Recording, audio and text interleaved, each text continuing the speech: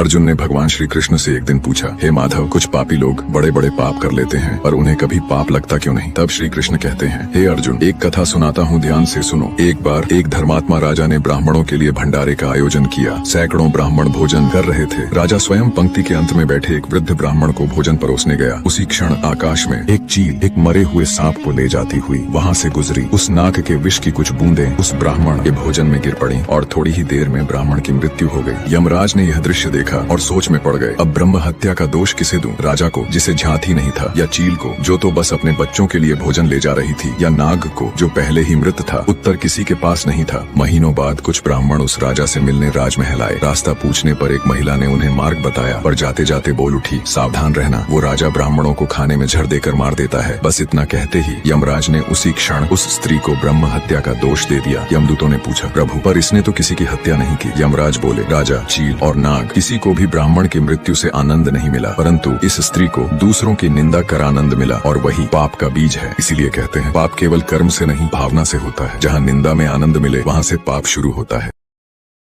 Download ShareChat.